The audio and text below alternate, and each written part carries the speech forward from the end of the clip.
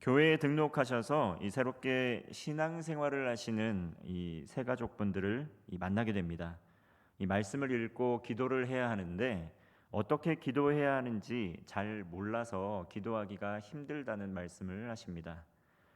그도 그럴 것이 이 사람과 사람이 만날 때에도 상대방이 누구인지, 또 무슨 일을 하고 있는지, 또 어떤 것을 좋아하는지 어떤 것을 싫어하는지 잘 알지 못하면 대화를 풀어내기가 참 어렵습니다. 마찬가지로 하나님을 믿고 또 하나님을 알게 되어서 기도하게 될 때 우리도 이런 어려움을 겪을 수밖에 없습니다. 이런 점에서 시편 말씀은 이 말씀을 묵상하게 될 때 우리가 성경을 통해서 기도를 배우는데 큰 유익이 있습니다. 시편은 다양한 상황 속에서 사람의 기도가 담겨 있습니다. 진솔한 고백이 담겨 있는데요.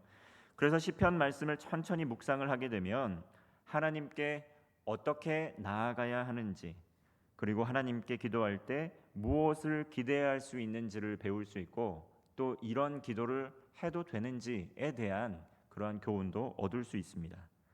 오늘 시편 5편, 이 시편 말씀의 가장 윗부분을 보면 표제어가 나와 있는데 이 표제어를 보니 다윗의 시이다, 그리고 관악에 맞춘 노래이다, 이렇게 기록이 되어 있습니다.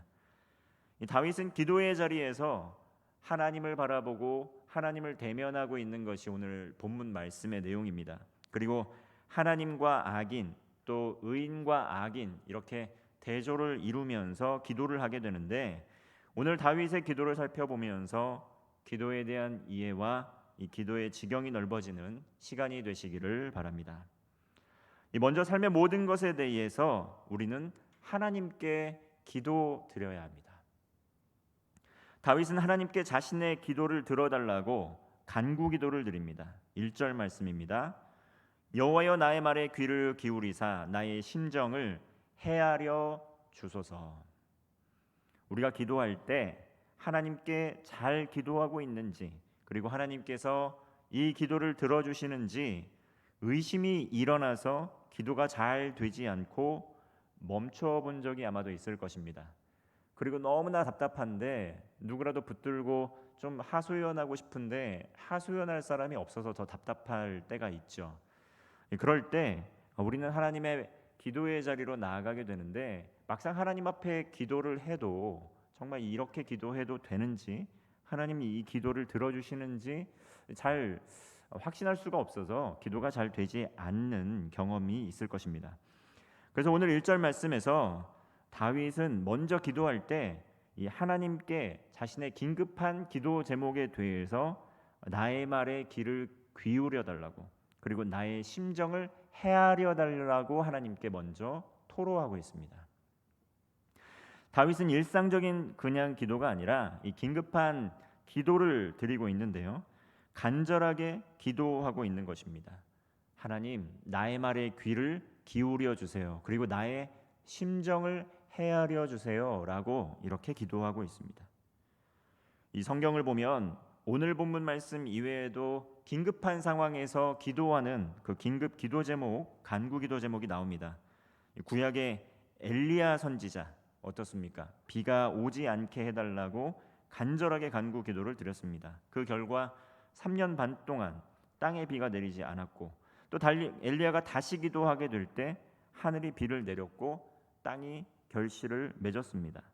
긴급할 때, 다급할 때 우리는 사실 기도의 능력을 신뢰하지 않아서 정작 평안할 때는 기도를 하고 편안할 때는 기도를 잘하지만 긴급할 때는 기도를 하지 않고 기도할 생각을 하지 못할 때가 많이 있습니다.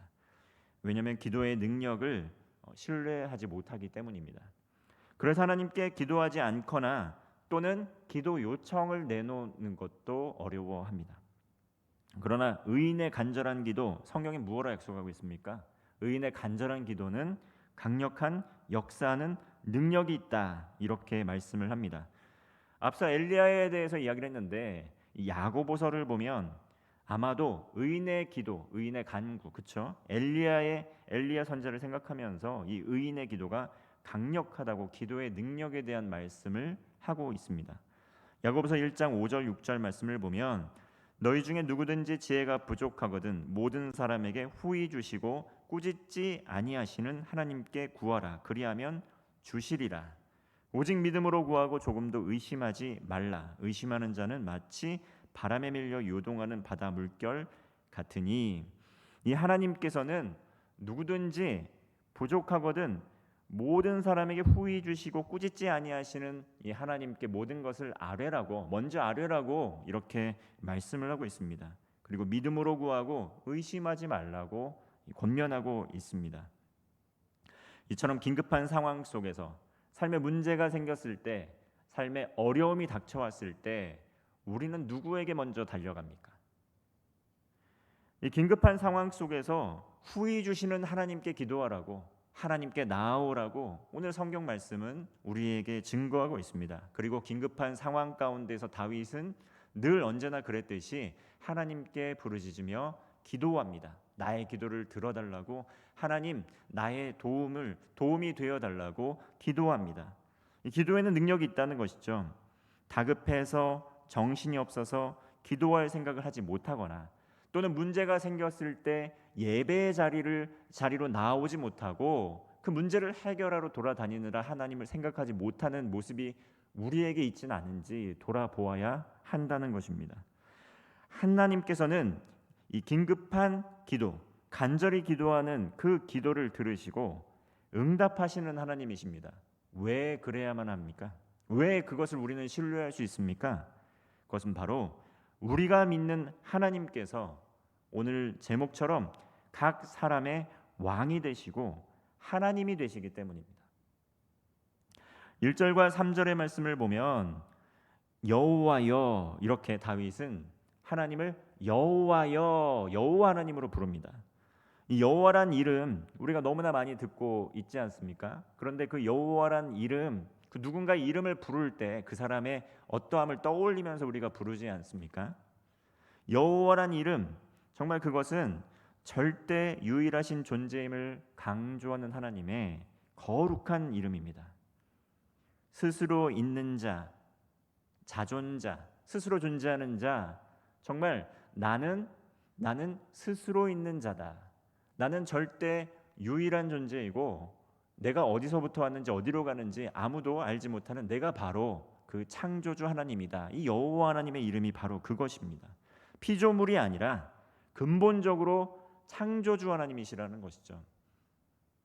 그 여호와 하나님께서 나의 왕이십니다.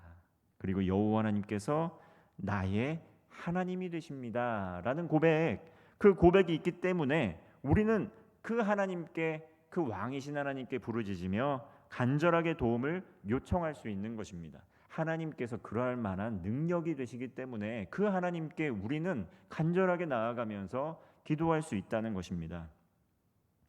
2절 말씀을 보면 나의 왕 나의 하나님이여 내가 부르짖는 소리를 들으소서 내가 주께 기도하나이다. 나의 왕 나의 하나님, 내가 부르짖는 소리를 들으소서 내가 주께 기도합니다. 다윗은 이렇게 하나님과 나와의 관계, 하나님은 나의 왕이시고 나의 하나님이라고 고백을 하고 있습니다. 내가 하나님께 기도하노라고 고백합니다. 내가 기도한다는 것입니다. 내가. 여러분, 정말 다윗은 어떤 사람입니까? 다윗은 우리가 사무엘서를 통해서 다윗이라는 사람 잘 보고 알고 있지 않습니까? 다윗은 누구입니까? 하나님께서 거룩하게 구별하여 택하시고 기름을 부은 자 아니겠습니까? 그리고 하나님께서 거룩하게 존귀하게 구별해서 세워주신 사람 아니겠습니까? 그 나의 기도를 들어달라는 겁니다. 하나님, 나를 거룩하게 선택하시고 나를 존귀한 존재로 불러주시고 구별하여 주신 내가 도움이 필요한데 저를 좀 도와주세요. 하나님께서 사랑하시는 저를 좀 도와주세요 라고 간절하게 기도를 한 것이죠. 우리가 자녀를 낳고 자녀를 기르게 되는데 우리의 아이들, 그 아이들이 간절하게 도와달라는 그 외침, 그 요청을 할 때 부모는 그 음성을 너무나 명확하게 듣습니다. 그 부르짖음에 너무나 명확하게 반응하게 됩니다. 나의 아이, 나의 자녀, 그 아이들이 간절하게 도와달라는 요청을 할 때 우리는 무엇보다도 먼저 그것에 반응하게 됩니다. 나의 왕, 나의 하나님, 내가 기도합니다. 나를 도와주소서. 이것은 마치 위기에 처해 있는 자녀가 부모님께 도움을 요청하듯이 다윗이 그 전능하신 여호와 하나님께 주님께서 사랑하시는 제가 기도합니다. 제가 너무 도움이 필요한데 저를 도와주세요라고 간청하고 있는 것입니다. 이처럼 우리도 다윗처럼 기도할 수 있습니다. 다윗의 하나님, 다윗의 왕, 하나님께서 다윗의 왕만 되시고 다윗의 하나님만 되십니까? 그렇지 않죠. 그 하나님께서는 우리의 하나님이 되시기도 합니다. 우리의 왕이 되시기도 합니다. 저만의 왕, 저만의 하나님이 아니라 여기 있는 우리 모든 각 사람의 왕이시고 각 사람의 하나님이 되시는 분이 우리의 하나님이시라는 것이죠.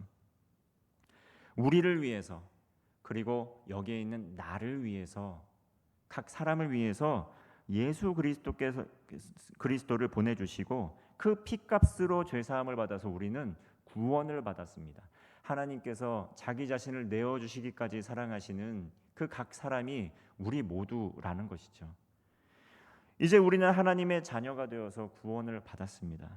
그러니 하나님, 내가 지금 위기 가운데 있는데 이 사랑하는 하나님의 자녀, 제가 도움을 구합니다. 도와주세요 라고, 아버지 도움이 필요합니다. 도와주세요. 제가 기도합니다. 이렇게 간절하게 기도하고 있는 것입니다. 이렇게 기도한 것입니다. 물론 우리도 의심할 수 있습니다.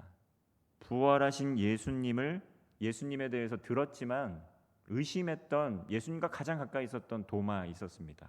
부활하신 예수님을 의심했습니다.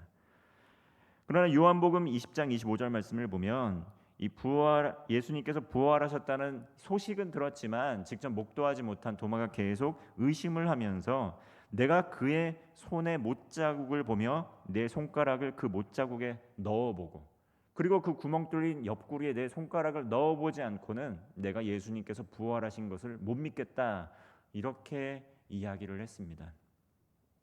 그런데 부활하신 예수님께서 드디어 도마에게도 나타나셨습니다. 그리고 도마의 말처럼 정말 직접 손가락을 못자국에 넣어보아라, 그리고 내 옆구리에 너의 손가락을 넣어보아라, 이렇게 말씀을 하십니다. 그때 도마는 주님, 제가 주님을 믿지 못했습니다.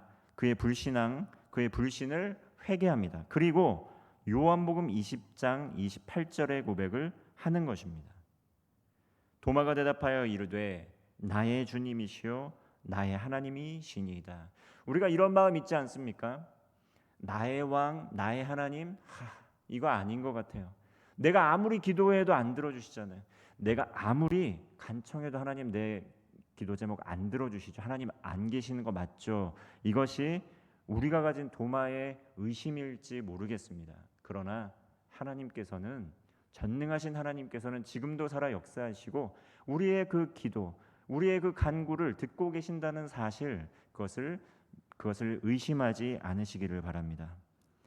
도마는 나의 주님, 나의 하나님, 그 손의 손가락을, 그 옆구리를 보았을 때 나의 하나님, 나의 왕, 나의 하나님을 이라는 고백을 하게 됩니다. 아직 우리가 이 도마와 같은 믿음을 가지고 하나님 보여주시고, 내가 보여주시고 알려주시면, 나타나주시면 내가 믿겠습니다 라는 그러한 의심이 있을지라도 도마와 같은 마음으로, 그러한 믿음으로 회개하면서 살아계신 하나님께 간절하게 기도하시기를 바랍니다. 다윗, 진정한 믿음의 고백을 합니다. 다윗도 삶의 무수한 순간 가운데 의심의 구름이 걷히고 삶의 굴곡 속에서도 하나님께서 자신의 기도를 들으시고 응답하셨기 때문에 간절히 기도하게 됩니다. 여러분, 사랑이 싹트기 위해서는 시간이 필요하고 대화를 많이 해야 됩니다. 우리가 하나님과 관계가 깊어지기 위해서는 이 하나님과의 대화의 수단인 기도를 통해서, 말씀을 통해서 하나님과 교제하고 하나님과 보내는 시간이 필요합니다. 친밀한 교제와 나눔의 시간이 필요하다는 것이죠. 하나님께서는 다른 사람의 왕, 다른 사람의 하나님이 아니라 나의 왕, 나의 하나님, 각 사람의 왕, 각 사람의 하나님이신데, 이 깊고 친밀한 관계를 맺으려면 이 도마처럼 의심이 계속 드는데 믿음과 확신을 가지려면 어떻게 해야 됩니까? 지속적으로 기도해야 됩니다. 3절 말씀입니다. 여호와여 아침에 주께서 나의 소리를 들으시리니 아침에 내가 주께 기도하고 바라리이다. 이 3절 말씀에 나온 기도, 이것은 아침 기도입니다. 아침마다 정말 아침에 내가 주께 기도하고 바라라이다. 이렇게 기도하는 것 무엇입니까? 아침에라는 것은 단순히 아침만 이야기하는 것이 아니라 매일 반복적으로 기도하는 것을 의미합니다. 그리고 제일 첫 시간, 내 삶의 첫 시간을 하나님을 먼저 기억하고 하나님께 내 모든 것을 아뢰고 구하면서 시작하겠습니다라고 하는 기도입니다. 시편 5편은 앞서 이 3편의 말씀, 시편 3편의 말씀과 마찬가지로 아침 기도를 담고 있습니다. 그리고 그 후에 있는 시편 6편의 말씀을 보면 저녁 기도에 대한 시편입니다. 우린 지금 저녁에 나와서 금요 기도회로 기도를 드리고 있습니다. 그리고 아침 새벽에도 아침 기도를 드리죠. 이처럼 시편에는 아침과 저녁에 드린 기도가 반복해서 계속 나오고 있습니다. 아침부터 해지는 저녁까지 이 아침 기도와 저녁 기도, 그리고 또 낮 시간에 하는 경건한 유대인은 낮 시간까지 해서 하루에 3번 기도를 드리는데, 이렇게 기도가 계속 반복적으로 나오는 것이 무엇입니까? 우리가 기도가 삶이 되어야 함을 가르쳐 주는 것입니다. 일상이 기도하는 삶이 되어야 함을 가르쳐 주는 것이죠. 사도행전 말씀을 우리가 묵상하고 있습니다. 거기에 이 이달리아 백부장인 고넬료, 경건한 신앙이 나오는데, 고넬료 어떻게 평가하고 있습니까? 고넬료 항상 기도하는 사람이었다, 이렇게 말씀하고 있습니다. 고넬료가 기도할 때 천사의 말씀을 들었고 또 그 음성을 듣고 베드로를 초청합니다. 근데 또 베드로는 또 어떻습니까? 베드로도 기도하는 사람이었습니다. 베드로도 기도할 때에 하나님의 계시의 말씀을 들었다라는 것이죠. 예수님께서도 새벽 시간에 하나님 앞에 기도하는 기도의 본을 보여주셨습니다. 이처럼 경건한 신앙인이라면, 하나님 앞에 바른 신앙을 가지고 살기를 원하는 믿음의 사람이라면, 하나님의 음성을 듣고자 하는 성령 충만한 신앙인이라면 아침, 점심, 저녁으로 이 우리의 삶의 모든 시간 가운데 하나님께 우리의 시선이 고정되고 하나님께 기도하는 삶을 살았다는 것을 기억해야 됩니다. 우리가 이야기합니다. 저는 수십 년 동안 신앙생활을 했는데 성령 충만한 삶이 무엇인지 피부에 와닿지가 않습니다. 그래서 신앙생활을 하는 것이 진짜 능력이 있는 것인지 의구심이 든다는 것이죠. 정말 오랫동안 신앙생활을 하는데 왜 나에게는 하나님을 만나는 경험이 없고 하나님 만나는 체험이 없는가, 이렇게 이야기를 합니다. 그런데 우리가 성령 충만함을 위해서 얼마나 우리가 하나님 앞에 나아가고 있는지 돌아보아야 한다는 것이죠. 절대적인 양 자체가 부족하다는 것입니다. 하루에 아침, 점심, 저녁으로 늘 깨어 하나님을 만나기를 간구하는 경건한 신앙인들에게 하나님께서 음성을 들려주시고 말씀하시고 기도 응답의 역사가 일어났다는 것이죠. 그런데 우리는 일주일에 단 한 번 그 시간조차도 아까워하고, 그 시간조차도 일상의 어떤 삶의 어려움이나 문제가 생겼을 때 그 시간조차도 기꺼이 포기하는 신앙을 갖고 있다는 것입니다. 운동을 해야 근육이 생기듯이 기도를 해야 기도의 근력이 생깁니다. 성령 충만함을 위해서는 말씀과 기도의 자리에서 말씀을 먹고 기도하는 삶의 습관이 있어야 성령 충만함의 역사가 일어나게 된다는 것입니다. 오순절 성령 강림 사건 때 제자들이 무엇을 하고 있었습니까? 그저 어디 산책하고 나들이 하고 있는데 갑자기 성령 충만하게 오순절 성령 강림 사건이 일어난 것이 아니었다는 것 기억해야 됩니다. 오순절 성령 사건을 준비하는 제자들이 했던 것은 무엇이냐면, 날마다 모이게 힘쓰며 기도하고 말씀 보고 기도했습니다. 뜨거운 사랑의 교제로 준비가 되어 있는 가운데 성령 강림 사건이 일어났다는 것입니다. 고넬료가 경건한 신앙을 가지고 기도로 준비하게 될 때 하나님의 음성을 들었고, 베드로가 기도하고 있을 때 그 음성을 들어서 합력하여 하나님의 뜻을 이루어갈 수 있었다는 것이죠. 일방적으로 나타나는 것이 아니라 기도하는 사람들, 말씀의 자리에 나아간 하나님의 사람들을 통해서 하나님의 나라가 확장된다는 것을 보여주는 것입니다. 우리는 지속적으로 늘 깨어 하나님 앞에 기도하는 삶을, 경건한 기도의 습관을 가져야 한다는 것입니다. 그리고 하나님 앞에 우리는 거룩하고 경건한 삶을 살아야 합니다. 4절 말씀입니다. 주는 죄악을 기뻐하는 신이 아니시니 악이 주와 함께 머물지 못하며. 주는 죄를 기뻐하지 않으시는 하나님입니다. 악이 주와 함께 머물지를 못합니다. 여러분, 우리가 부모로서 자녀가 있는데 자녀가 자꾸 비행을 저지르고 악한 길로 가는데 그 자녀를 보면서 내 자녀이기 때문에 기뻐하는 부모가 있습니까? 내 자녀가 정말 많은 사람들에게 고통을 주고 그리고 멸망의 길로 가고 있는데 그 자녀를 보면서 기뻐하면서 즐거워하는 부모가 있습니까? 그런 부모는 없습니다. 그리고 그 악한 자녀가 악을 위해서 달라고 하는 요청하는 모든 것들을 응하면서 기꺼이 내어주는 부모가 있습니까? 그런 부모는 없습니다. 이 마찬가지라는 것이죠. 주님은 죄악을 기뻐하는 신이 아닙니다. 우리가 기도할 때 우리의 욕심을 채우기 위해서, 우리의 욕망을 채우기 위해서, 악한 멸망의 길로 가기 위해서 하나님께 간절히 달라고 구하는 것들을 하나님께서 주시겠습니까? 안 주신다는 것이죠. 하나님께서는 죄를 기뻐하지 않으십니다. 우리가 악한 길을 가면서 하나님께 기도를 하면 하나님께서 그 기도를 들어주실 리가 없습니다. 그러므로 먼저 우리는 무엇을 해야 되냐면 하나님께서 기도 응답을 해주시지 않는 것으로 인해서 불평하는 게 아니라 지금 내 기도가 하나님께서 받으시기에 합당하신 기도인가, 내 삶을 먼저 돌아보아야 합니다. 5절과 6절 말씀을 보면 하나님 앞에 서지 못하는 자들, 미워하시는 자들에 대해 말씀하신다는 것이죠. 오만한 자들의 주의 목전에 서지 못하리이다. 주는 모든 행악자를 미워하시며.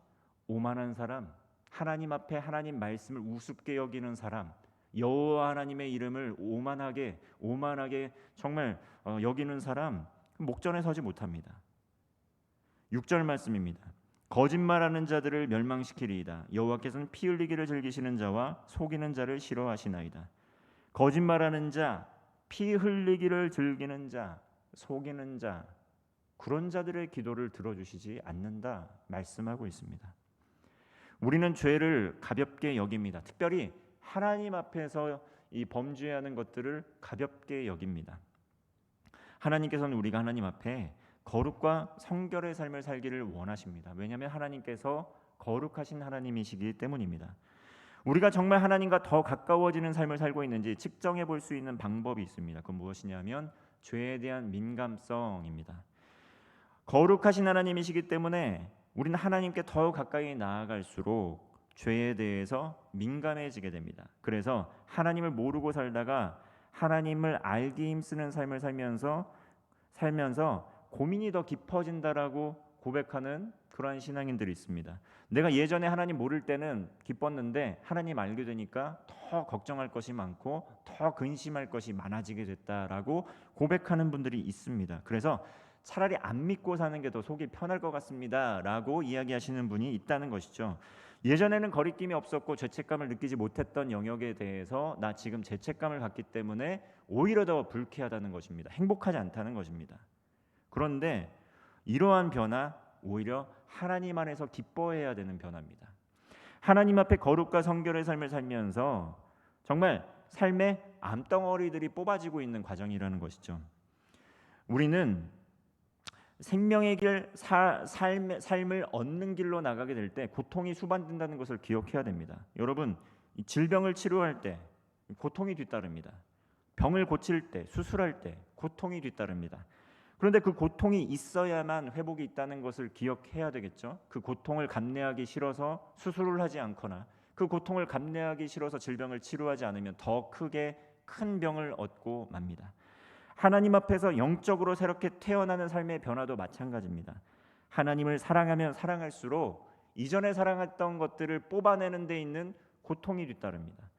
그러나 세상의 어떤 것과도 비교할 수 없는, 세상이 알 수도 없고 경험할 수도 없는 것이 이 치료되고 회복되었을 때 경험되는 것을 우리는 고백할 수 있다는 것입니다. 이 7절과 8절 말씀입니다. 오직 나는 주의 풍성한 사랑을 힘입어 주의 집에 들어가 주를 경외함으로 성전을 향하여 예배하리이다. 여호와여 나의 원수들로 말미암아 주의 의로 나를 인도하시고 주의 길로 내 목전을 곧게 하소서. 그러므로 나는 오직 주님의 풍성한 사랑에 힘입어 주님의 집에 들어가 주를 경외하고 주를 예배하는 삶을 살겠습니다. 이 다윗은 어느 자리에 있던지 말씀과 기도에 힘썼습니다. 매일 아침, 점심, 저녁으로 성령 충만하게 주님 앞에 서는 삶을 살았고, 영적으로 모든 삶의 자리에서 영적인 예배자가 되어서 하나님을 예배하는 삶을 살았습니다. 이 삶이라는 것 굉장히 단순합니다. 하나님께서 허락하신 이 삶의 자리에서 하나님을 경외하고 하나님을 예배하면서 하나님께서 주신 것들에 감사하며 하나님의 사람들을 세워가는 것, 이것이 우리의 전부입니다. 여러분, 우리가 하나님 앞에 설 수 있는 것은 하나님의 자비와 사랑 때문입니다. 정말 아침, 점심, 저녁 기도가 일상이 되어서 삶의 모든 것에 대해서 하나님 앞에 기도하게 될 때 나의 왕 나의 하나님께서 우리의 기도를 들으시고 반드시 응답하여 주실 것입니다. 그리고 다윗은 마지막으로 고백합니다. 5장 15편 12절 말씀, 우리 12절 말씀 함께 합독하겠습니다. 12절입니다. 여호와여 주는 의인에게 복을 주시고 방패로함 같이 은혜로 그를 호위하시리이다. 이러한 하나님의 사람들을 스에게 복을 주시고 방패로함 같이 은혜로 그를 호위하시는 그 하나님이심을 믿으시기를 바랍니다. 하나님 앞에 거룩과 성결의 삶을 살면서 기도하여 응답받으며 기쁨이 충만한 성도가 되시기를 주님의 이름으로 축원합니다. 기도하겠습니다.